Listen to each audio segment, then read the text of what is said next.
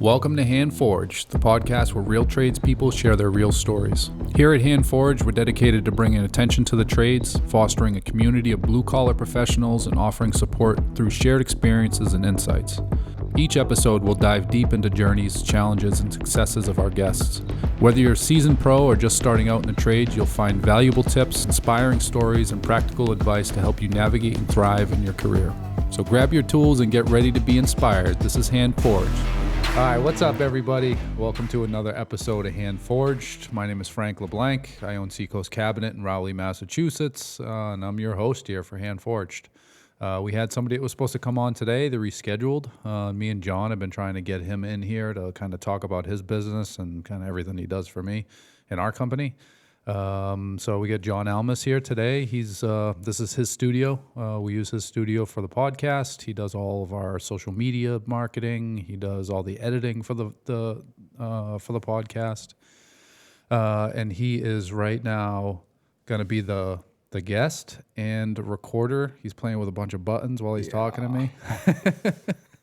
So it should be interesting. Well, hopefully it comes out all right. At Seacoast Cabinet, Rowley, Mass., we offer a full range of services, from design to installation, tailored to residential and commercial applications. We carry 3 lines of American-made cabinetry to fit any budget, ensuring that you get the best quality and value. For more information or a free quote and design, head to seacoastcabinetne.com. So what's up, Jon? Yeah, thanks for having me.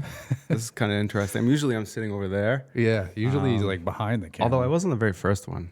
That's right. Yeah. That was a different layout a little bit. Yeah. But yeah, it's cool to be on this side of the mic. Yeah, you look good over there, guy. We should get you on more often. One of these days we'll get a 3-person We're expand. going to expand, dude. We're going to have like some big podcast studio someday, and it's going to be badass. It's coming. That's what I'm going for. I'm on it. We're actually going to, I told you this morning, like I want to start offering merch. swag. Yeah, merch coming soon. Do some t-shirts and some coffee cups and some other stuff. Should be fun. I'll buy. Yeah, me too. I just want a coffee cup. That's all. Actually, you know what I want is a t-shirt, man, because I have like the Modern Craftsman. They have these they gave out t-shirts at the JLC Live event last year, and I got one of their t-shirts, and I love their t-shirt. So I'm like, I want a cool t-shirt. Should give it to every guest. Yeah. Well, maybe. We'll sell it to every discounted. Yeah. You know what I mean? Yeah. Trying to make some money to pay off the debt here. My bills. Yeah, pay off Jon's bills. So yeah, man, why don't you tell everybody about you? So Jon owns AM Creative, social media marketing, whole bunch of stuff. So why don't you tell everybody about what you do and kind of where you're at? Yeah, so AM Creative, we started, it's like our 3rd iteration of a name, but Aeropex Media, did some wedding films for a little bit, kind of evolved to what we are now. I think it's going to stay that way for a little while. AM Creative. I describe it as end-to-end marketing. And I guess the best way to describe that is to describe how we started, which was I just wanted to make videos for people for money, which pre-COVID worked out really well. Like I said, dipped my toes in wedding stuff for a while, which was fun, but I wouldn't recommend it unless you really want to do weddings. But the thing is there's money in love. There's always money in weddings. Money but was good. Like, I could imagine that kind of being a nightmare because you get the bridezillas and shit sometimes, I'm sure. Yeah, and things never go according to plan. Yeah. 12 hours on your feet with cameras. Yeah. Pretty sure I got a little arthritis from that. but so I just want to make make video for money. Yeah. And one thing led to another. And I was doing it for a lot of businesses. Started out with real estate agents, so I've always been in like the home service realm. Kind of fluctuate a little bit, but that's where we are now. And I realized that even though I was making videos for people, they didn't know what to do with it, and the ROI wasn't there. Sure, the video looked great, but they posted on social media once or put it on their website, and then like that's it. And I saw a lot of missed opportunities, so I knew I needed to get more involved with how to make the videos work, so they'd be customers repeatedly and referrals, all that stuff. So end-to-end marketing, kind of, we get with businesses, we figure out a plan. Video's a small part of it now. There's a lot of automation, there's a lot of lead generation, reputation management. So like end-to-end, we take people who don't know about you, try to make them know about you, generate leads to them, help you convert them to sales, make the post-sale process as good as we can. Yep. A lot of other stuff in between. Yeah. So, I mean, with us, right, like So for people that don't know, John's wife is actually my lead designer at Seacoast Cabinets, kind of how me and John hooked up. And, John was doing some photography and that type of stuff for us. And then he kind of came up with the software of like the CRM system, which was something that we desperately needed just to kind of manage, calls coming in and emails coming in and leads coming in and kind of what was happening with those leads. So he actually created this program that we use in the showroom that we live by at this point to kind of take all of those, the lead generation stuff and the stuff that we do on social media, funnel it into a system so that we have contact information and we can follow up with leads and all that type of stuff. So why don't you talk a little bit about that? Because I try to talk about it intelligently, but I only know so much. I know how it works, but I don't know how you made it work. You know what I mean? It's kind of we call it AM Connect, AM Creative, AM Connect. It's kind of the brains behind everything.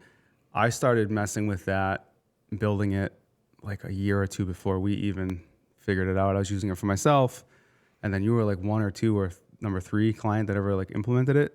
So you kind of helped develop it. So kudos to Seacoast for having that role. But it does, we probably scratched the surface, like maybe 50% of its capabilities we're using. Like it does merch and stuff too. Yeah. But it's a CRM at the heart of it, but it is 100% customizable. So like with Seacoast, when there were emails or texts that needed to go out at a certain step of the process every time repeatedly, we just automated that. So like when delivery is scheduled, someone gets a text and an email, or like when a deposit's received, and there are like 5 or 6 other automations like that we have with you. So it's super robust. Like when the biggest part of the process we use it in is lead generation. So we'll create ads that generate leads, and if you don't follow up within like 10 minutes, your speed to lead, which is what they call how fast you follow up with leads, tanks, and like conversion rates tank. So we automate the initial follow up, and we even have AI bots, which I don't think we're using, but AI like ChatGPT on the back end, which will go back and forth real time on text messages with leads to schedule like consultations. Yeah, your use is a little more. We'd have to create like a second phone number for you because you have a lot of clients doing like customer service. Yeah. So we don't want AI to get into there. Right. But like very cold leads who come in, we have some people who use the AI to just go back and forth, so they don't have to talk to a client until they're qualified and on a sales call. Yep. So it kind of takes the business owner away from having to deal with the cold leads and that kind of stuff, and they can run their business. And then when someone's serious, they just get involved when someone's kind of Yeah, I think that one of my favorite things is obviously all the lead generation stuff. I mean, not the lead generation stuff, but like the automation stuff. Yeah. So for us, right, like, we're busy, but we're a lean and mean company. We have, a minimal amount of employees, but a lot of work coming in. So, my whole goal, and still is, was to, make sure that the designers are designing, right? Because the only way the company's making money is if we're designing kitchens and selling kitchens. So anything outside of that design and sales part, like I want to try and make it easier for them. So the automation part of us, so like we have like these pipelines through the AM Connect where, customer comes in as an initial lead. And then once we, schedule a measure, we literally just drag the customer's name over, and it sends the customer an automated, email and text message saying that, the initial consultation or the measure has been scheduled. It gives them a date, it gives them a time, and then it follows up with the customer again 24 hours before, and then it follows up again with the customer an hour before, just to make sure that they're getting the communication, because that was one of the things that I felt like we were missing a lot. We were designing, but like the follow-up stuff, because sometimes lead times for cabinets is 9 to 12 weeks. Right. So it's like, you design it, you sell the kitchen, and then the customer doesn't hear from you for 2 months, and I didn't really like that. It seemed very cold. So with the automation stuff and with us moving them through the pipeline, they're getting that constant communication. The cabinets have been ordered, they get updated. We have a receiving week date in there. So once we put that in, the customer gets updated. The cabinets are coming in on this date, they get updated. And we don't have to do any of that conversation. We just move them in a pipeline, and then the system generates all of that, all the messaging, which is awesome for us. Yeah, if you're going to have like a designer try and remember based on like tasks that pop up, like, hey, just let this customer know the receiving is going to be, it's a lot that adds up. Yeah, stuff can fall through the cracks. Yeah, yeah. So it helps. It's automation, but at the same time, it's communication that maybe they're not going to get, especially if you're busy, Right. or maybe they'll get it late. It just keeps on top of things, and there's still plenty of opportunities for human touch. Yeah. And that's kind of what I like about it. The automation is great, and then we get the notifications. Like if the customer responds, we could always follow up personally. It's just it's definitely made things a lot easier for us. And then for me on the back end, we put them in a pipeline. Once the initial design is sent, I can go back through that pipeline and follow up with customers personally if they haven't gotten back to us. If we sent them a design and an estimate, we want to land that job, right? So like, before we would just send the estimate and the design. If we never heard from the person again, we really never heard from them again. Right. And it was easy for people to kind of fall through the cracks. But with this, at least I have that pipeline that shows me like, these are all the people that we've sent initial designs to, and these are all people that we can follow up with, to try and land the sale.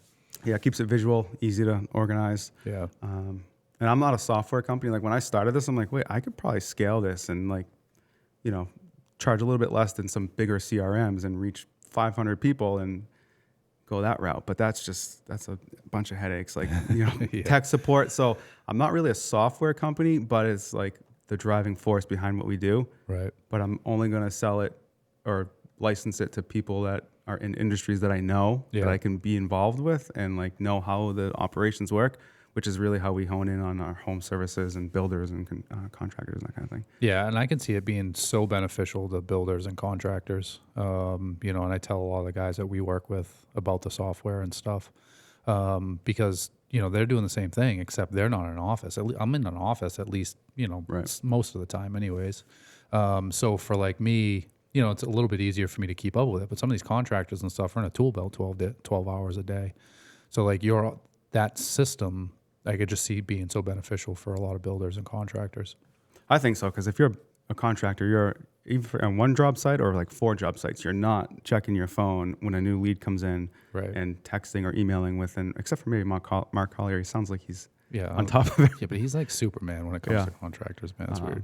But most people aren't going to follow up till that night or the next day or sometimes multiple days. Yeah. So this takes that out of it. And if the customer doesn't need something specifically, the system's going to take care of it. Right. So it started out as a small part, but it's like a huge, unique thing that I offer. Like at the heart of it, we're still a content and a marketing company, and there's so much more beyond the software. But without it, we kind of lose our pizzazz, I think. Yeah. Well, and the same thing. You know what you were saying before is like you can have all that content and you can use a little bit of it, but like if you're not tracking it and kind of knowing what it's doing and knowing the leads that it's bringing in, then what's it really worth? You know what I mean? Like I feel like one's not as good without the other. Yeah, I mean, especially after COVID, like everyone knows they need content, and like my uniqueness kind of faded. I was one of many people that did great content, and so I'm always trying to like pivot and learn and see what the future is gonna require and kind of go that way. Yeah. So we're big into AI, software, all kinds of stuff with the regular social media marketing content, that kind of stuff. Yeah, man. So let's back up a little bit. How the hell did you get into this? How did you get into like photography, videography, and then into the marketing side of things? Like you have a college degree, right? Yeah, I went to school for marketing, but that's just didn't really follow a strict path. I was in insurance fraud, like investigating people who blow up their cars or houses on purpose, which was like my goal when I started at that company. First, I was just like customer service claims, and then I worked up, and it was pretty cool. But after 2-3 years of people just like trying to chase people and like Lynn Lawrence, Mattapan, all that stuff, and like death threats, and there's just a lot of negativity, and they did some layoffs. They like fired my boss, gave me a small little bump in pay and said do both jobs, and I was like, all right. I had been doing video and stuff on the side, weddings, and I was making like half of my income with the side job. Didn't have a house or anything. I was like, all right, time is now. And I went to lunch one day and I really thought about it, and I just came back and I was like, I quit. How long ago was that? That was 2018. Oh shit. So I just like the 2 months leading up to that, I was fucking miserable. It sucked. I was sitting at a desk, just doing nothing all day, like trying not to fall asleep was the biggest challenge, I think. Just like nodding off, looking at my computer, like, oh great, this person, maybe they just need money. Like what? No, I never did that. But yeah, I'm sure you wanted to. Yeah, I wanted to for sure. Yeah. And then before that, I just always had been like involved in like tech. I was always one of the newest tech. Growing up, I would like film myself snowboarding and like did a little bit of like stuff with my friends. We'd jump out of trees, like jackass stuff. And I was always the one with the camera. So I think that's kind of how it started. Although I never really had like this thing in my head where I was like, I'm gonna be a video person. Yeah. Well, I mean, back then, video and like content creating wasn't as popular because it was, Facebook was just kind of starting up or not even around. Instagram wasn't a thing. Right. TikTok wasn't a thing. None of these things were out there. So yeah. So part of me is like, I always wanted to do it, and part of me is like, it was just a means to an end. To like, I love creating stuff that people like got happy about, sad about, with like weddings and that, for that example, or just like help them grow as a business. So one thing led to another, and stopped doing weddings. And like I did like 50th birthday parties for some old ladies for a few years in a row. It was weird. I would do anything, but now we're really kind of honed in and we're specialized, so it's good. Yeah. Yeah. So what, that's what you're doing now. I guess, what are your goals with it? I mean, how far do you want to take this thing? You just kind of brought on your first kind of employee, subcontractor type of thing, but like somebody that works for you on a regular basis. Right. Will, shout out to Will. Shout out to Will. He does all the editing. And he's usually back there. Now I'm just like, if you see me trying to press the buttons here, I'm like, which one is what? Yeah, he just came on, but he's been with you. He's been doing some work with you. Yeah, for a while. He started back at weddings like in 2019 or something. Yeah, and he's always been kind of like, naggy's not the right word, but he's like, I'm here if you need me. I'm surprised he's still stuck around and it was available. So kudos to him. Yeah. So yeah, and then Jake too. I can't leave out. Forgot to switch. I can't leave out Jake, who was always like kind of there to help me too and fill in on shoots. I don't know if he ever worked with you, but I don't remember. He's really good. So naturally does his own thing now. What do you want to do with this? How far do you want to go? Do you want to continue with the AM Connect and doing all that stuff? Obviously you started in weddings. You don't want to really do that stuff anymore. Do you want to do more real estate? You want to work more with the builders and the contractors? Like, where are you going with this? If you ask me in like 3 months, it might be different. Yeah, I feel like I have I was gonna say 3 or 4 different answers a year. But like, what do I like to do is to help people's businesses grow with what I'm good at. So we've been shifting towards like really, really job-based stuff, shooting videos, TV commercials, real estate houses. And it's just like, I'm getting kind of mentally exhausted with chasing the next job and the next lead and not necessarily partnering with the same business that often. Right. Unless they like sell a lot of houses or like we're doing something project, like a longer project. So, and then my time is just separated out and I'm just always chasing tasks. So the way we're going now and the way we've been going for like, I don't know, about a year is how I think we'll continue to grow, which is kind of partnering up monthly. And it's not necessarily a big commitment. We have our clients who are just paying for some CRM help, and we're, getting some leads going for them, maybe letting them run on autopilot, or the customers are more technically inclined and they're just kind of using our software and we're helping when needed, to other clients who we're basically automating their social media. And we're not just like creating generic memes or anything, because that's very important to me, is to not become a company that's just going to post something because you need to post. Like, right. If anything, maybe we need to post more, but maybe I'm overthinking like the quality of what we need. What we do is we create a strategy. Like, what is the ideal customer who's going to watch your stuff want to see? Because when you're using social media, that's how the algorithms work nowadays, is you have to have interest-based content. Like, you can't just be chasing trending audio if you want the ideal customers who are going to buy from you to interact with you. Right. Like, if you're going viral, you're reaching millions of people who are they your customers? Probably not. You want to go viral within your like little community of people with stuff they care about. That's what we try to do. And I mean, it's a learning curve. There's no like end all be all way to do it. You gather data, you test it, and then you adjust it if you need to, and then you run paid ads when you need to.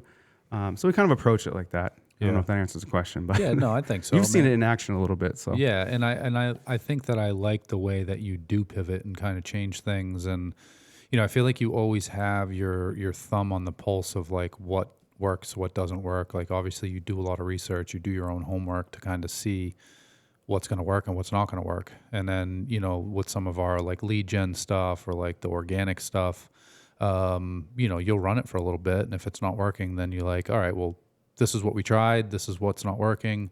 Let's try this. And then you'll kind of switch around a little bit. I think that that's good, because for someone like me, like, I would love to spend all my time doing marketing and advertising for the company. I like doing it, but I just don't have the time to do it. Nor do I have the fucking knowledge and like wisdom to really do that the right way, So Right. like, having you as a partner for the company, and doing that stuff, and like having an open relationship that, me and you communicate on a regular basis about what we're doing, what we want to do, how we're going to do it, what's working, what's not working. I think that's huge. And that's, one of those things that is much better for a business owner like me to use like a smaller company, because there's bigger companies out there that can do this stuff. And like, but then you're contacting tech support, you're not talking to the same person all Right. the time, you're just kind of again, you're a smaller number, and with you, it's like, I always joke especially with Tyler, I'm like, man, I fucking emailed Jon at like 2 a.m. and like, he's just responds right away. I swear to God. Like, I published an ad update at like 1 a.m. last night. You probably got an alert at like 2, like your ad was approved. yeah, I did. Yeah. Yeah. The meta ad or whatever it was. Yeah. So like, I think that you work hard, like, in, watching you kind of build the business and change and do what you've done, for me and for other people, I think has been awesome to watch. And I guess I'm kind of excited to kind of see where it goes for you. Yeah, it's gonna always keep evolving, but I gotta remind myself what the core of it is, which is like letting people know the people behind the business. But like you said, going back to where I was talking about pivoting, like I could be a big software company and license this. I don't want to do that because I enjoy spending time with a client on something and like just exploring all avenues of it. And when I work with 50 clients doing job-based stuff, I can't really do that. Right. Or else I just have no free time. You I don't have free time anyway. now, Or else I don't sleep, I guess is what I should say. yeah.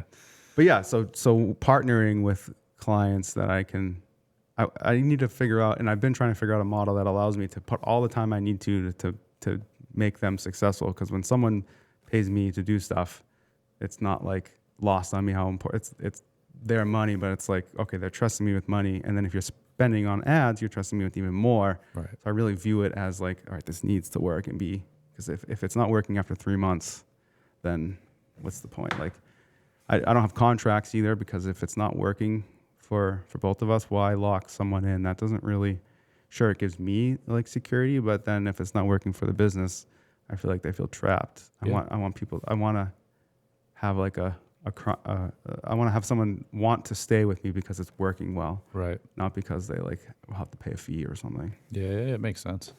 So I guess with all that said, probably more than likely hiring your first employee kind of come the start of next year. Hopefully it'll be Will. We'll see how that goes. But Yeah. you never know with employees. I think he's going to stick around. I think so too, man. We'll see. He seems like he's into it. So, I guess how big do you want to do that? I mean, do you want to keep growing and keep hiring? Do you want to get as big as you can? Do you want to get that big, or do you want to kind of stay lean and mean and have a couple of employees and kind of a smaller clientele? It's funny because a lot of the podcasts that I listen to, the struggles everyone has, like with employees or like the decisions to like grow, are like this. I'm not in the trades, but it's like the same. Oh, so yeah. like all this stuff applies to any small business. I want to grow a little bit. Like, I don't want to have 50 employees where we lose the, like, I feel like I wouldn't be involved as much as I want to be. But you never know. Maybe I figure out a way to make it work. But within like 3 years, I want to have a small team that knows what I want the mission to be, but also is brave enough to be like, no, we're going to do it this way. And then convince me to let it happen. But our end goal is kind of the same. So yeah, a small team, like 3 people, 4 people. See how it goes. Yeah, I like that, man. I feel like there's nothing wrong with keeping it lean and mean like that. It's a constant battle for everybody, right? Yeah. Like, I want to blow up my business and have 100 designers and 15 showrooms and all this stuff, but fuck, I can't keep fucking one showroom and staffed. So it's like tough. Thinking about opening another one and having another headache of employees is just. It's a job in itself, managing people. Oh, dude. The saying that really got me, like, I think I heard it like 2 years ago. It was like, do you have a business or do you have a hobby that pays well? Like, what if you just stop doing stuff, what happened? Like, so if I stopped doing stuff a year ago, that's fine. Like nothing, it's just, there's no AM creative, but we didn't have like, we weren't helping businesses like grow on repeat. So like, it was just like a paid hobby. Right. So I wanted to turn it into a business that could be like possibly handed down or bought out or who knows. Yeah. So I was kind of like triggered a mind shift in me. It was weird. Yeah. Do you have a hobby that pays well or an actual business? Interesting. I didn't have a business really. It was just like, I could do good, cool stuff and get paid decently for it, but I could stop tomorrow and it would just be, that's it. That's it. Yeah. I guess it was the same way like with the woodworking business. Because like the woodworking was a hobby. I loved it. I loved doing it. And I was like, oh, I can make some money doing this. And I made enough to pay the bills and keep the lights on. But trying to scale that business was an absolute nightmare, Right. And employees with that business was even worse because, I was bringing guys on that didn't have experience and then training them for 3 to 6 months so that they could leave and go somewhere else, So it was like, that was a tough business. But at the end of the day, like if I didn't have a tool belt on, if I wasn't building furniture, if I wasn't building cabinets, the company wasn't making money, and it's just hard. It's hard to grow a business that way, with Seacoast, it's different. Like it's scalable, it's something that you could have like someone handle another office probably and still be involved. Yep. Yeah. And it's, pretty functional and operational with or without me there. I couldn't take 6 months off and just have no touch, but I wouldn't want that either. Like I guess that's kind of what I had in mind. Yeah. That's a good way to do it. Yeah. Yeah. I think that's the way. I mean, that's what you want, right? But, at the end of the day, it's your baby. It's hard to like, you don't start this thing thinking that like I'm going to hire a bunch of people and all these people are going to take over and I'm just going to walk away. Right, It's like we do it because we like doing it. Right. I'm on the grind, 7 days a week because I like it. I'm involved in it. I want to be involved. I know most of the clients that are coming in. I know most of the jobs that are going on. Not all of them, but most of them. Right. I can speak a little bit about most of them. And like losing touch of that, I don't know, doesn't sound fun to me. No.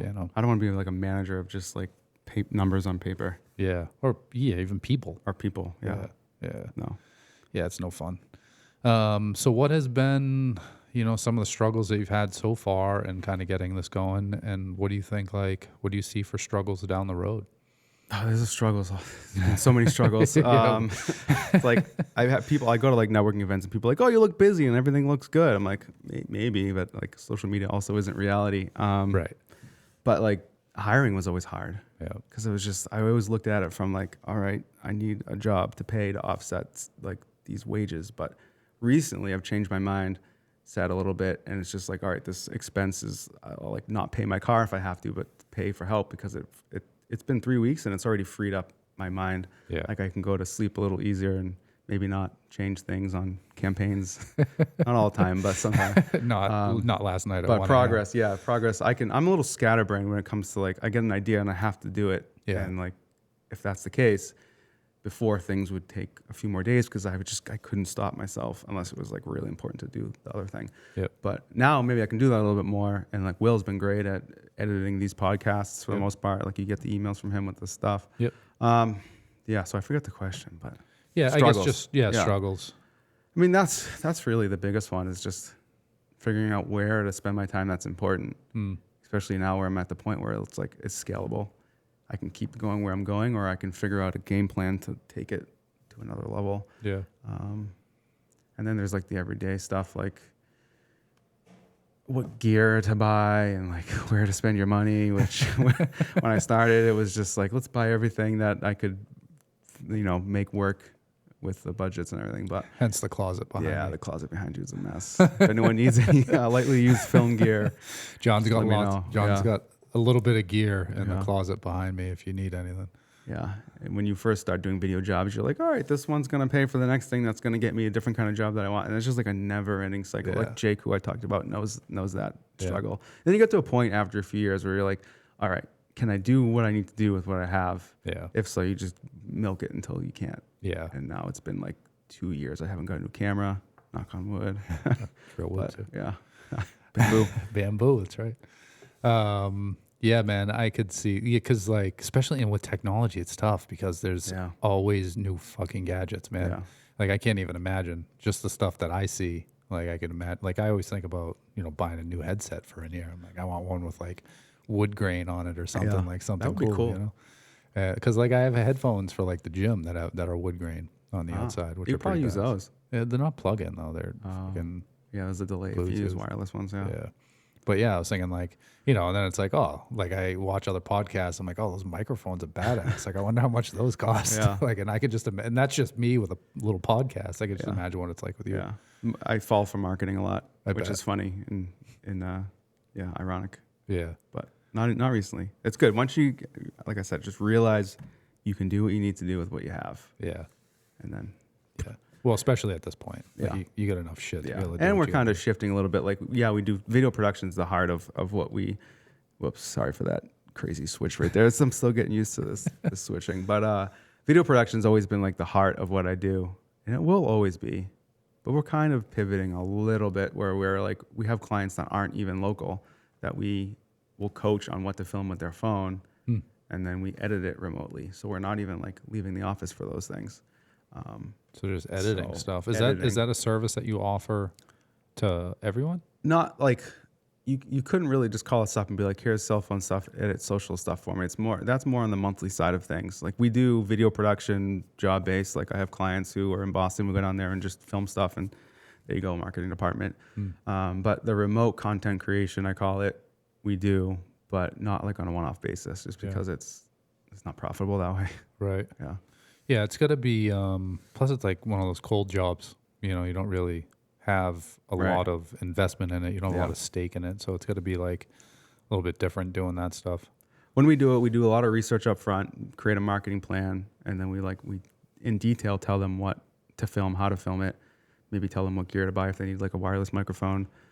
And then they do it and they send it to us, and then we put it into our strategy with posting and ads and everything. So it's kind of part of a bigger strategy versus just like hiring us to edit stuff. Yeah. Because it goes back to that. It needs to make sense and fit into a plan to be worth it. Yeah. Yeah. Yeah, and it's got to hit those certain, you know, whatever you call them, marks for you guys to be able to use it and know that it's going to work. Right. I would assume, just from, you know, working with you and kind of seeing the stuff that you've done for us and your suggestions, and, you know, you just launched a little commercial thing on social media for us. Yeah, which was done with the phone. Which was done with the phone. Was painful for me to go film with the phone. Yeah. When I have expensive cameras in it, so I've always like shunned phone. But like where we are these days, phones look good. If you make it sound good, it looks more authentic. Yep. If it's just social content, it's almost better to do it with the phone. Like if it's going to be on your website and it's going to be something that convinces someone to buy from you, maybe not. But like if it's just social content that needs to like provide value, a phone 9 times out of 10 is better. Yeah, well, especially the phones now. Yeah. You know, and like you have those little the little Bluetooth mics that you kind of hook up, so it's got good sound, and then, you know, you get your video and your audio, but then you like chop in all the like pictures of cabinets and the cool transitions and all that type of stuff. It's cool. Yeah, we're in a good spot to be able to like. So there's other companies that do similar stuff, but maybe they don't have such a deep background with editing and video. So we kind of blend it all pretty well. Not to like self-promote, but I mean, that's what we're doing. yeah, right? that's what we're doing, I guess. So it's the only time I'll be on the podcast in the near future. I got to make it worth it. Well, we'll get you on again, I'm sure. As you hire your like 5th employee, you know, we'll talk about it then. Sounds good. What about like administrative tasks and like invoicing and all that type of stuff? How do you do with that? So I've recently fallen in love with automation. So I've automated a lot of it. I don't have a bookkeeper or anything. Possibly down the road, I should do that. I have a pretty good accountant down in Medford. Like he handles a lot of small businesses, so he's pretty good. Yeah. I don't have I automate the fuck out of everything. Yeah. So. You can do that, man. You got all the, and that's the other side of things. Like all the tech gear and like buying all that stuff, I can imagine is like, you know, obviously shiny new object, new camera. Like you want to try something new, but you know, all the other technologies like on the computer and like all these other programs and all this stuff, like there must be just new stuff after new stuff after new stuff. Like that's gotta be hard not to like just buy up all that type of stuff too. Yeah, I'm upset. Like I build computers. I used to. I don't do it much anymore. Like the ones we work on, I've built.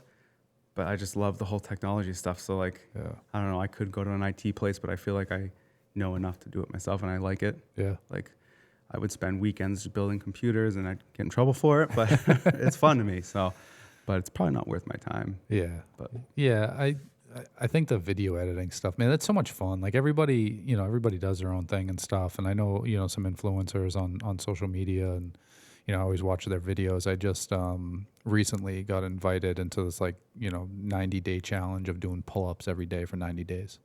And this dude, Luke, who I met down in Miami with a friend of mine, kind of introduced me to the challenge and, invited me in to do it. So we're part of this group chat now with, all these people from all over the country that are doing this pull-up challenge. And everybody has the same videos, right? And they just fucking set up on a couple dumbbells or on a kettlebell and they're recording with their phone doing their pull-ups. And I noticed Luke and this guy, Mike Cesaroni, who was supposed to be on today, they're creating all these sick videos of them doing pull-ups. And I'm like, what are you guys using? And they told me about CapCut. Oh, is that how you got into it? Dude, yeah. And now I'm hooked on that shit. I have so much fun making these stupid little videos. I could see how it's appealing to do that for a living. It's fun, yeah. CapCut makes it super easy too. Dude, the TikTok people make that app because they want you to be able to post stuff. Yeah, well, is it TikTok that made that? Yeah. I kind of figured because after you create the video, it has a thing that's post to TikTok. Yeah. But it you can find a good template and throw in just random shots, and it's 3 years ago it would take us 2 hours to do that. Yeah. But it's good. It makes it advances things. But I haven't used the templates yet. I looked at them and I messed around with them a little bit, but I've just been using the transitions and the overlay and video effects and then adding sound to it, and it's just been a blast. It's fun. Yeah. Yeah, because seeing it afterwards is cool. And there's so much stuff you can do. And it's I don't know, it's the sky's the limit with creating cool little videos. Mm-hmm. I just did this video. I went down to Lawrence last weekend with my buddy Jay, and we went to the gym and shit. And we have a job that we're kind of doing together, 22 units down in Saugus that his crew's gonna be delivering if we get the job. So we're shooting the shit about business, and I was like, dude, I'm gonna get some cool video and shit because I want to make this cool little video thing with the CapCut, thing that I got. And he's like, all right. So I had him taking some video while we're working out. I got some video of him. I got a video of going into Lawrence sign, entering Lawrence, and then I had to do pull-ups. I forgot about pull-ups in the gym, so we were actually outside shooting the shit. I'm like, oh shit, I still got to do my pull-ups. So I found this decrepit old building, and I just started doing pull-ups on one of the I-beams, and he got the video. I saw that, yeah. And I threw it all together with CapCut, and then I sent it and I tagged him in it, and it was up for 3 minutes. And he's like, bro, what is that fucking app that you got? I got to try it. So now he's fucking with it. Nice. Yeah. It's fun. Yeah. It's fun. Yeah. I wouldn't want to do it for a living. I mean, it's a lot of work, but yeah, I'd rather you do that stuff, but for my own personal stuff and fucking around, it's just fun to fuck around with. Once you do it for a living, it gets less fun sometimes. So yeah, keep it that way. It's same thing with everything else, man. Yeah. Doing woodworking and building furniture was awesome when it was a hobby. Yeah. It sucked as a business. Yeah. It's just too much or anything. Yeah. Isn't good. Yeah, for sure. So, challenges and stuff. Obviously hiring is one of those things, and kind of, I guess, trying to figure out a direction for you. And then is there anything else that you want to do or kind of thinking about doing, kind of in this industry or in this field? Not that comes to mind. Right now I've been so hyper-focused on we call it blueprint marketing, which actually fits really well with the trades, but that's not how I came up with it. But I've been so hyper-focused on getting that to work and structuring it and building the back end, all the automations when someone signs up and the check-ins and content processes. And we also have another one for real estate agents called pillar marketing. So those two things have been all I've done for the last almost 2 years. And they're still not where I want them to be. So I'll probably just keep that going for a little bit. And I don't know. Just kind of stick tough with to that. say, yeah. Yeah. Yeah. And then you're going to stay in the home services industry. You like that industry? You're thinking about maybe, because there's other stuff you could do culinary or stuff like that too. Yeah. Anything local business based, it kind of applies. We work with a doctor right now and it's the same strategies. I just, don't market it too much because I know way more about the home services fields than medical. But I'm starting to learn a lot about it. What the fuck do you do for videos for them? So it's called direct primary care. Which is if you remember the old days, you'd go to one doctor downtown, you weren't shuffled through. Yeah. So it's that model, but they don't take insurance. You pay monthly. I think it's $130 or something, or 160. Don't quote me. But you save money on copays, and like you can go there for anything you go to like a minute clinic for. So at the end of the day, if you see the doctor a lot, it pays for itself. Plus you have someone like by your side that like you can call or text anytime if you're just like, if you sneeze. Oh, that's kind of cool, So- man. I kind of like that. So it's different, which fit the bill. That's why I was comfortable kind of marketing it. Right. That's that. No And I shit. have another one that's possibly going to work with me. Another doctor? Another same model, but different like specialty. Huh. So That's kind of maybe cool. that'll be the next industry we do. It depends. I need to know that we can help them and like make it work before I like take something on. Yeah. But so far, so good. So what is your like, how do I say it? Like how do you focus in or funnel what you want to do? Because obviously like different industries is one thing, but is it just like, so if it's different or if it's like a local mom and pop type of business or like, what is your filter for that? Well, first you need to like, if you're selling $20 widgets, it's not going to work out because the cost of marketing is like, we don't do e-commerce and there needs to be a viable market. But at the end of the day, the strategies are the same. It's just like finding out who you need to market to and marketing to them in a way that promotes your value and how you can solve their problem. It's like, that's simplifying it, but that's like really any marketing strategy can be boiled down to that. And then you kind of build from there. So if there's a group of people with a problem and there isn't a shit ton of people that can solve it, that's easier, but you can still do it if there's a lot of, solutions out there. You just have to differentiate yourself. Right. So it's really just marketing to people to solve a problem is how I look at it. We have tons of frameworks that I have like endless amounts of like PDFs on and stuff that we've built that help us kind of refine things a little bit. But that's, Yeah. So no specific industry, just, if it seems like a good fit and it's something, that you think that you can help solve a problem, then you'll take them on. Yeah, local business, local. If you're trying to reach a local audience, I guess Yeah. that's just like no e-commerce or like coaches or anything, but like local businesses trying to reach a certain population is what I'm comfortable with. Yeah. So Interesting. Well, that's kind of fun, man. I guess it's kind of good, right? Because you split it up a little bit of change kind of challenges you a little. yeah, Because you could do real estate Yeah. and home services and builders and just be specific to that. But it's the same thing kind of day in, day out. You're seeing the same type of problems, trying to reach the same type Right. of people in different areas. And at least like if you're open to working in any industry, kind of changes it up a little bit and challenges you a little. yeah, that's true. It's good to mix it up. That being said, it's also good to specialize in something. Yeah. Because the moment I started saying no to just random things and really making my specialty be known, it was just easier to market Yeah. myself. Well, And so but it's like anything else. Yeah. If you have that specialty thing that you do, it's easier to market it. Like when I started the woodworking business, the building I was in got sold. I bought a trailer, started doing job site work. And like, that's when I started in kitchens and doing installs. We were doing everything, because I could do everything. I knew how to frame. I knew how to sheetrock. I could do all that stuff. In New Hampshire, you don't need a general contractor's license, so I could take on whatever jobs I wanted to. And no, you didn't? I Is did. that- do you still need a GC license? Not in New Hampshire, no. You can run jobs like that without a GC license. Most people want it because Right, the right. insurances Yeah, and all that yeah. type of stuff. But yeah, you don't have to. So it's like, you do all these different jobs, you have all these different tools, and then like you're framing. So you need your framing gun, you need the compressor, you need the hoses, you need the nails, you need all this stuff. And then like, all right, framing's done. We get a sheetrock or, we get a rough rough plumbing or rough electrical. So you need your tools for that, and then you get a sheetrock, so you need all your tools and your materials for that, and then you get a paint. You need your fucking, all your paint and stuff, Right. and then you got to put moldings up or whatever, and put doors in and that type of stuff. And it's like you do all these different things. You need all these different tools, and then you're buying the same shit twice because you can't find the fucking, you can't find the mud in the back of the trailer, so you got to go buy more, and like.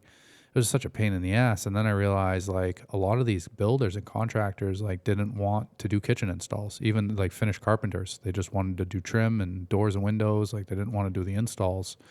So we started doing installs for a lot of different builders. And then that just became our specialty. That's all we would do. Kitchen installers. Yeah, we would just do kitchen installs. We were efficient at it. We had all the tools to do it. We were set up to do it. We got good at it, so... we would go on to job sites that had finished carpenters and like, they would do the moldings when we were done or run all the base molding into the cabinets or whatever. And like, it was just that specialty thing, And it was, again, it was just easier to go out, and I knew exactly who I wanted to target to get jobs. I knew exactly who, our clients were going to be. We wanted to go after contractors. We wanted to go after kitchen and bath companies. Just streamline things. It made it a lot easier. Yeah, and if a contractor's looking at you and someone else who's like the handyman, right? They're like, well, that also installs cabinets. They're going to go with the cabinet installer versus someone that does more. Right. Yeah, I assume it would be the same thing with you. Yeah, for the most part. Yeah, like I said, the second I started kind of just marketing towards home services, the easier it became to like have better sales calls and higher conversion rates because they saw me as someone that actually specializes in it. Yeah. So. Yeah, now you're on a home services podcast. You're gonna be fucking famous now. Here we go. Have to give you a discount. Ready for the phone to blow up. Let's get back to this discount thing. Yeah. TBD. No, man, as far as pricing goes and stuff, like I'm sure people, if they hear this podcast and are interested in your services are going to want to know like how much it costs. And I can tell you from, my own experience and the research that I've done, like the cost to conversion is excellent, and the efficiency that it creates for the business. There's just really good value in what you offer. Do you have like a pricing formula or like, monthly subscription type of thing? Like how detailed can you get with pricing? If somebody wanted to know, like pricing is tough, and I don't even do it for the money, to be honest. Like I've lost money if I would count all my hours on most of the things I do. Yeah. But yeah, that being said, the last few months, the blueprint marketing, I've really systematized it. That's the right word. Systematized it. Sounds like really systemized it. I think there we go. Systemized. So, and that comes from doing lots of consultation calls and like hearing what builders and contractors wanted and like what I was pitching. I've kind of molded it. So yes, there is 3 levels. They're all still custom. The first one starts, I call it Essentials. I literally like a week ago just finalized it. But it's $279 and it's mostly software, including me losing money by spending countless hours setting it up for you. I'm still including that right now. Call it white glove onboarding because it needs to work and no one can like, especially tradespeople aren't going to like get it set up on their own. Right. So I want to make it work for you. Yep. Otherwise it's pointless. So that's $279 to just get like if someone wanted what Seacoast has to just do all the automations and daily stuff. You can run ads on your own on there. I have new tools that you can use AI to launch ads. And then it goes up from there. If you want me to manage your ads on top of it, it goes up a little bit. It's like $550, I believe, for that. And it's kind of a la carte when you're at that lower end. And then there's 2 kind of, you want to automate your marketing. You want to take it up a level.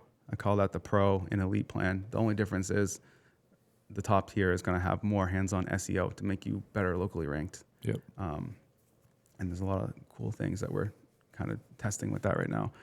So yeah, and it's $1,400 for the middle and $1,900 for the top. Gotcha. And I've gone through so many cost analysis and like the value is insane, I think. Yeah. If you were to get video production company, social media marketing company, CRM company with like unlimited everything, there's no like usage limits or anything. SEO company, you'd pay like $8,000 a month, like in some cases. Yeah. So that being said, prices will eventually go up. It's very systematized, and I keep saying that. I think that's the right word. But I like it's it. very structured. It's very structured. That's better. And it's calculated in a way that's going to get you, like if you don't make money on it or save a lot of time with it, I don't think it makes sense. And I'm not going to keep charging people. Yeah. So I think I'm comfortable with where it's at and the packages that I have to provide the value to like take your business up a level. That being said, we're not a good fit for brand new businesses because you need to be established, and we kind of take you from maybe you're plateauing with your socials and your awareness, and we kind of take it and help you scale. Yeah. I feel like we've maybe helped you scale a little bit with the system stuff. Sure. Yep. So that's kind of where we really fit, is when you've already done a lot of the legwork, you need to go somewhere else. Yeah. Yeah, and that's where we were at, right? Like, we had the systems in place, and we were kind of running business the way that we were running business. And I didn't realize that like I needed to buy more time for the designers, so that's kind of how the conversation started for me, and we were able to, scale the business up. Not that we have more employees now than we did then, but business is more efficient, right. And sales are a little bit faster at coming in for us and kind of going through. And then like, I pay somebody else to do my SEO, and just SEO is $800 a month, so Yeah, it's it's a like, lot. it's a lot. And I've built and I'm still building a bunch of tools to like automate a lot of it. Yeah. Local list, a bunch of stuff that I think a lot of people still do manually. And in my industry, the whole AI thing, people were shitting their pants, like traditional marketing agencies and people. And I'm too naive to know because I'm relatively new, 6 years or so, maybe 7, 8 longer if you count just the video production stuff that I've been doing marketing.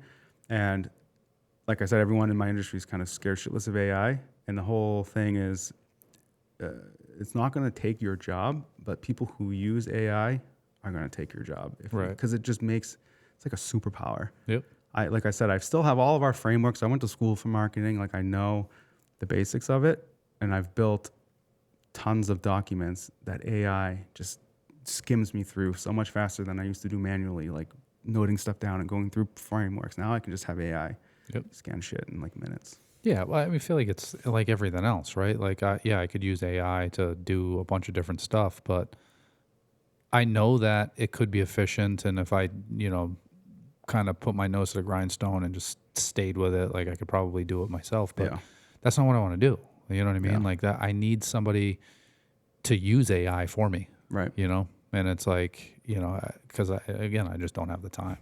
And that being said, too, if you just go to like ChatGPT and you're like, write me a social media post, it's going to sound like every other fucking AI post. Like, discover the gem of a product behind blah, blah, blah. With it's the little star emojis. Yeah, and like the quote marks that people forget to remove that you're supposed to remove. By the way, remove your quote marks on the AI things. But if you have it like perfectly trained on tons of prior like knowledge that's not out of nowhere, right, it'll adhere a little more. Yeah. Not all the time, but. Not all the time. Yeah. It's, again, it's just another tool. Yeah. And I don't want to be the person using that tool. I want somebody else to use that tool for me. And, I like to have input. Like I like to be involved in the stuff that you're doing. But we've gotten to a point now where like, I don't even look at the stuff that you put up before you put it up. I'm just I like, think you got here in this one that went live, right? Yeah. I was like pulling into my truck and I saw something go up. I'm like, oh, look what I just posted. Yeah. But, we've got to that point. It took me a while, dude. I was a little nervous at first. It takes a while, yeah. To give control over that stuff to somebody else that's not in my industry, that's not in my showroom every day. Like, I wasn't sure how it was going to work. But it's tough. Yeah. Some people still want to see everything before, and that's fine. It's your business, and we're not going to, not show you what we do. Yep. But eventually you get to a point after enough, times of it going well, you're like, okay, I trust this person. Yeah. He knows what he's doing. Yeah. More than I do. We'll see. We just took a new client on and he's great. And he's like, yeah, do whatever. He just let me send an email campaign to like 140 people. Oh shit. But, he saw the email, but yeah, it's like, that's great. Trust right off the bat. I love it. Yeah. Yeah. You just don't want to fuck that one up. Yeah. No. Yeah. We double, triple check everything. Yeah. I bet. Cool, man. Well, so what else? So what is, I guess, working? What do you see working for most of the people, like home services, if we're talking builders and contractors? One thing that I know from a lot of my guys outside of fucking Superman Mark is that, keeping up with the content and keeping up with stories and keeping up with the posts, like that's a hard thing for a lot of these guys. Yeah. What can you do to help with that stuff? It's tough for sure. You just want to make sure you're putting out stuff that people are interested in. Within the last few years, social media's really changed to just be like, you can't just put out fluff. It's not going to do well. Sometimes it's better than nothing. But just getting your just everyday moments, like explain stuff on camera, even if you don't post it right away. I'm talking about just do it yourself. Like you don't need to hire someone all the time. Just talk to the camera, like you're talking to yourself. I don't know. Just maybe don't plan on posting the first few, and then you'll get better at it, and then post them. But just everyday moments that may seem boring to you, like I've seen like that plumber that was on has videos just like Leon. Yeah. No, he's not even on camera, and he's just doing some interest. And I've watched a few and gone down like rabbit holes of plumbing videos from that. But just interesting things that may not be interesting to you can be a good post. But you do want to always mix in like stuff that lets people know you, because you need to build trust and and the human touch behind a business, because at the end of the day, people do business with someone they feel like they trust and know, not just like a brand. So there's a lot of little things that go into it, but just start doing stuff. And like I've done stories that afterwards I'm like, what did I just do? But it's just like talking like, And I think that I think that's good advice, man, to like take the videos, even if you're not posting them, Yeah. just keep recording the videos, keep making them, like record them on your phone, save them on your phone. And then when you're at home or whatever, like you can go through that stuff. You don't have to post a story today that you took Right. today. Like you can post that shit 2 weeks from now. Nobody's gonna fucking know. Exactly. You Or you know? could just voice it over. Like you could just take a bunch of B-roll like what you were doing when you were driving, you know, whatever, getting the signs and the pull-ups and stuff. Yeah. And then do something later with the voiceover. Yeah, that's what I ended up doing. Is it? Yeah. This is a little personal touch still, Yeah. but you don't have to like selfie. Yeah. It's not like you're going Yeah. live every time. Yeah. It's hard though, man. Talking into a camera is like It's very this. I thought was going to be difficult with like the cameras and stuff and doing the podcast. I'm perfectly fine with this, no Yeah. problem at all. But when you come into the showroom to take video of me and we're talking about shit, I'm like, man, I cannot get this fucking straight. It's weird. tough. One of these days I'll post like a behind the scenes. Dude. You got to do a bloopers reel thing, yeah. It'd be fucking funny because there's some stuff like Yeah. the post that we just put up on social media. I mean, that took. It was actually quick this time. The second time was quicker than than the time before that. the first time was a fucking mess. I think we dude. got one video with an hour of, and it was like a 60-second video. Yeah, It did yeah. good. Yeah, It took a while though. Yeah, it took a while. You know, it's just like trying to like stick to a script or, you know, I don't know. It's I don't know tough. what it is about it that's just so much more. And maybe it's because like the designers are there and like, I don't know. I don't know It's what tougher it in is. public too, especially like when I travel. I have a client I've traveled a lot recently, and I've always like, I'm gonna make something of this. When I get to the airport, and I'm like, no, I'm not. This is stupid. Yeah, yeah. It's tough when people are watching that aren't like involved. Yeah, I agree. Yeah, I feel like everybody says it, but like everybody wants to be better at it. I Yeah. try to be better. I went on a little run for a while because my buddy was telling me, he's like, I want you to post 3 times a day and put up 5 to 10 stories a day. Well, that's a tall task. And I was like, bro, like that I'll do the post 3 times a day and see how many stories I get up. But like when you're in the thick of it and you're working, you're trying to get all this shit done, Yeah, man. It's hard. like, One a week is tough. Right. Sometimes. yeah. And yeah, so I got 2 up today. I'm trying to get back on the grind of posting 3 times a day and then doing a couple of I'm gonna stories. break the mold of the podcast, Perfect. and I'm going to. We're gonna film a social media video mid podcast. Give me your phone. I like it. How do I get your camera up? What can this John. be about? We're live scheming here, so what can this be about? It's going to be about creating social media content. Oh, And how let's that just is rehash. Okay, here we go. I'll be the MC. All right, so we're This is way harder. Handforged podcast, and we're kind of breaking the mold. We're live right now on the podcast. Yep. And what we were just talking about, how hard it is to make content, right? Hard to make content. It's hard to make the videos. It's hard to keep up with your posts and adding to your stories. And like, you're in the grind of it all day. You're working, you're trying to build this business and grow this business. And like, you're supposed to stop and take these videos. And it's just hard, man. Like, I wish there was an AI that just followed me around and took video all day. You What's, know?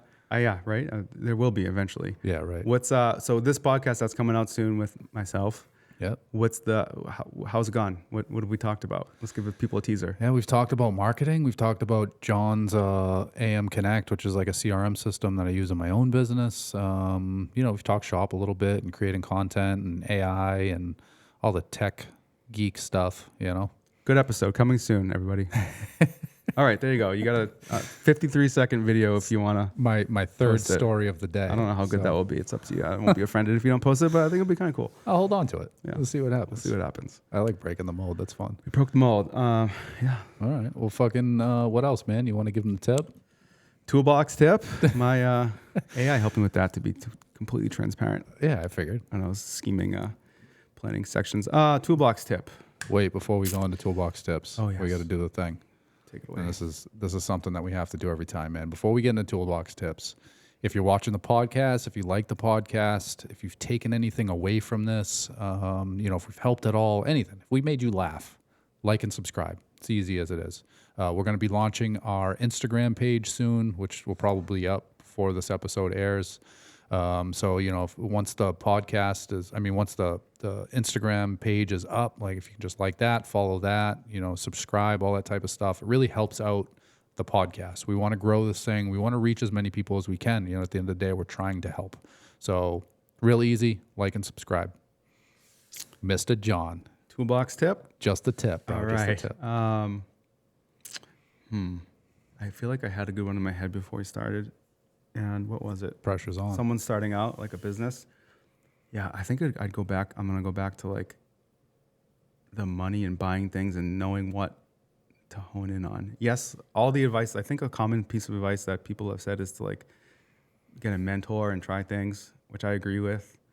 But also, like if you're starting a video production marketing company, don't overbuy gear. Just get the bare minimum to get what you need, which is super easy nowadays. Is it though? Well, there's so much more available than there was when I started, and cheaper stuff too. And there's so much new stuff, and it's always coming out. There's always new stuff coming out. Yeah. I feel it's got to be hard, man. It is hard. That was a lame one, but the better one, this is what I had in mind. A good one. That was a good one, but what I wanted to say was don't worry about the competition too much. Like just block it out. Because when I started, it was super competitive. There's probably like 4 or 5 people, and that was like the industry, like north of Boston. And there were 2 or 3 that were like just super competitive a-holes. Some of them I don't think were around, some still are. But the rest of us, we were kind of like a little fraternity of like we'd always help each other. Yeah. I feel like we help each other grow. So I think my biggest piece of advice is to just every minute you spend worrying about competition is a minute you could spend just growing yourself. Yeah. So just fuck them. Yeah. Pay attention, use it as motivation. Yeah. You can be competitive and like try to be better than them, but don't let it get in the way of like relationships. And yeah, it makes sense, man. I like that. I think that I've actually told you this before, inter-industry relationships like are huge. Yeah. I know a couple other guys that, own cabinet shops, and, I see them every now and then, and we talk shop, and, not that we're in direct competition with each other, right? But, it doesn't have to be like, I don't want to share my secrets. I don't want to tell anybody how I do it. I want all the business.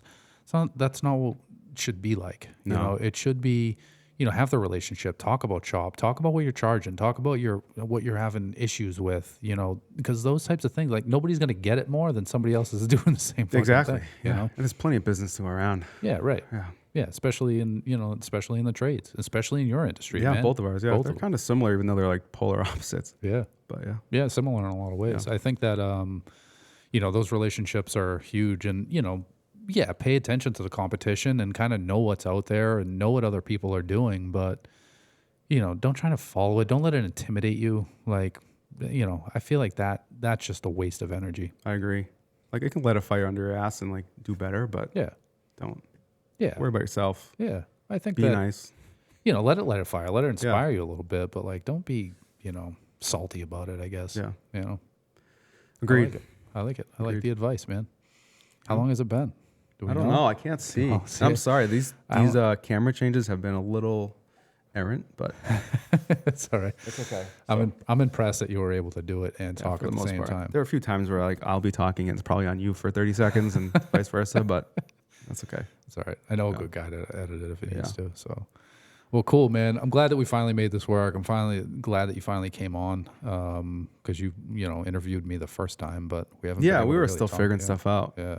Oh, the marketer in me would be remiss. I had a plan for anyone who wants to chat about working together.